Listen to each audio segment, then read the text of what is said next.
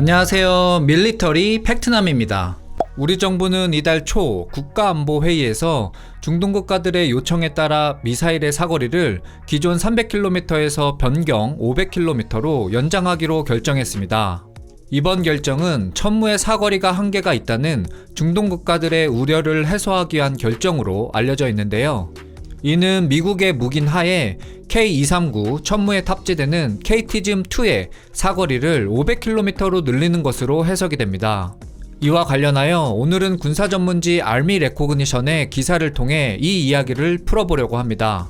해당 기사는 이런 사거리 연장 미사일 판매 시 MTCR, 즉 미사일 기술 통제 체제의 규제 조건을 피하는 방법에 대해서 힌트를 주고 있는데요. 기사를 먼저 들어보시고 끝에서 어떤 항목들로 MTCR의 규제를 피해갈 수 있는지 이야기해 보도록 하겠습니다. 기사 내용 바로 확인해 보도록 하겠습니다. 기사의 출처는 동영상 설명란에 남겨두었으며 기사의 내용은 주황색 바탕으로 표시가 되고 기타 의견은 파란색으로 표시가 됩니다. 밀리터리 팩트남 멤버십을 통해 영상 제작을 후원하실 수 있습니다. 제목: 대한민국 중동 고객들을 위해 미사일 수출 사거리를 500km로 확대. 대한민국이 중동 국가들의 요청에 따라 수출 미사일의 사거리를 300km에서 500km로 연장하기로 결정했다고 한국경제신문이 보도했다. 이 결정은 최근 대한민국 대통령실 주재로 열린 국가안전보장회의에서 나온 것이다. 방산업계 소식통에 따르면 이 사거리 연장 결정은 K239 천무를 포함한 대한민국산 다연장 로켓 발사기의 제한된 사거리에 대한 여러 중동 국가들의 우려를 해소하기 위한 것이다. K239 천무는 한화디펜스에서 개발한 대한민국산 다연장 로켓 시스템으로 2015년에 생산이 시작되어 대한민국군에 신속히 배치되었다. 이 시스템은 구형 K136 구룡 시스템을 대체하도록 설계되었으며 130, 227, 239mm를 포함한 다양한 로켓을 발사할 수 있다. 이러한 로켓 유형에 따라 사거리는 36에서 160km까지 다양하다. 이 시스템은 8륜 트럭 차량에 장착되어 있어 이동성 확보와 탑승자 보호 기능을 제공한다. 현재 대한민국에서 운용 중이며 폴란드, 아랍에미리트, 사우디 등의 국가에 수출되었다. 천무의 주요 특징으로 360도 회전 발사 시스템, 정밀 유도, 그리고 한 미션에서 다양한 로켓 유형을 혼합하여 사용할 수 있는 능력이다. 또한 최대 200km 사거리와 2m 미만의 정확도를 가진 한국형 전술 지대지 미사일을 탑재할 수 있다. 최대 속도 시속 90km로 작전 반경 800km라는 능력을 갖춘 천무는 장거리 정밀 타격 및 다양한 전투 시나리오에서 신속 전개를 위한 대한민국의 강력한 포병 시스템으로 알려져 있다.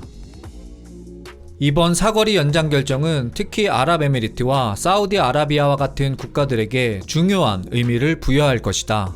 이들 국가는 이미 대한민국의 천무 시스템에 투자했으며 아랍에미리트는 2017년에 이 시스템을 도입했고 사우디아라비아도 최근 구매하여 배치했다. 또한 대한민국의 주요 방산 기업인 하나에어로스페이스는 4월에 폴란드의 CTM-290 천무 72대를 공급하는 16억 4천만 달러, 한화 약 2조 2천억 원 규모의 계약을 체결했다. 이 계약은 대한민국과 폴란드 간 220억 달러 규모라는 더 큰 협력의 일부 내용으로 폴란드가 러시아와 우크라이나 간의 지속적인 갈등에 대응하여 전반적인 군사 역량을 강화하기 위한 것이다. 대한민국의 미사일 사거리 연장 결정은 2021년 미국이 42년 동안 유지해온 미사일 개발 프로그램 제한을 해제한 이후에 나온 것이다. 이로써 대한민국이 한반도를 훨씬 넘어서는 사거리의 탄도미사일을 개발할 수 있게 되었다. 그렇지만 수출은 여전히 미사일 기술 통제 체제로 인한 제한을 받고 있다. MTCR은 35개 회원국 간의 비공식 정치적 합의로 미사일 기술 확산을 방지하는 것을 목표로 한다. 참고로 대한민국은 2001년에 MTCR에 가입했다. 폴란드에 배치된 천무 시스템은 이 MTCR의 제한으로 인해 최대 사거리가 290km로 제한되었다.